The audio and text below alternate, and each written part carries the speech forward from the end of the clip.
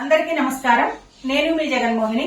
Telugu సౌరభాల channel కి ప్రతి ఒక్కరికి స్వాగతం పలుకుతూ 8వ తరగతి నుంచి 10వ తరగతి వరకు చదివే విద్యార్థులందరికీ తెలుగు పరీక్షలో వచ్చేటటువంటి ఈ చందో విజ్ఞానానికి సంబంధించి 5 విభాగాల ద్వారా ఇప్పటి వరకు గురువులంటే ఏమిటి, లఘువులంటే ఏమిటి, వాటిని గుర్తించే విధానము, అలాగే ఏకాక్షర గణాలు, ద్వ్యక్షర గణాలు, త్రియక్షర గణాలు, చతురక్షర గణాలు, వాటి వివరణ మనం 5 వీడియోల ద్వారా తెలుసుకున్నాం.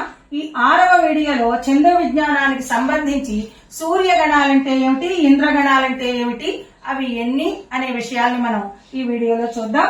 సూర్యగణాలు ఇవి 2, ఒకటి నగణము, 2 హగణం. ఈ నగణం అనేది మనకి 3 అక్షర గణాల్లో కూడా కనిపిస్తుంది. లఘువులు 3ట నగణము అంటారు, 3 లఘువులైతే నగణం. ఇది సూర్యగణాల్లో కూడా మనం తీసుకుంటాం. అలాగే రెండవది హగణం. హగణము అంటే మొదటిది గురువు, రెండోది లఘువు. ఒక గురువు ఒక లఘువు అయితే దీన్ని హగణము అని అంటాం. ఈ రెండింటిని సూర్యగణాలు అని పిలుస్తాం. తర్వాతవి ఇంద్రగణాలు. ఇంద్రగణాలు ఎన్ని? 6. అవి ఏమిటంటే 1 నలము, 2 నగము, 3 సలము, 4 భగణము, 5 రగణము, 6 తగణము. నల, నగ, సల, భరతలు అంటారు వీటిని. నలం అంటే ఏమిటి? నగణము మీద లఘువు చేరితే దాన్ని నలము అంటాం. ఇది 4 అక్షరాల గణం. చతురక్షర గణాల్లో మనకి ఇది కనిపిస్తుంది. కథనము, ఈ 3 లఘువులు, దీని మీద ఇంకో లఘువు చేరింది, అలా చేరితే నలం. నగం అంటే నగణము మీద గురువు. నగణము మీద గురువు చూడండి, అడవిలో, అడవి ఇక్కడ వరకు నగణం, లో అనేది గురువు. ఇలా నగణము మీద గురువు చేరితే అది నగం. తర్వాతది సలం. సలం అంటే సగణంపై లఘువు. కనులారా, ఇది చివరి లఘువు, చివరి గురువు, అంచె గురువు సగణం. సగణానికి లఘువు చేరింది కాబట్టి ఇది సలం.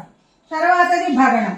భగణం అంటే ఆది గురువు భగణము, మొదటిది గురువు, తర్వాత 2 లఘువులు. రగణం, ఒక గురువు, ఒక లఘువు, ఒక గురువు. సోదరి, గురువు, లఘువు, గురువు అన్నమాట. తగణము.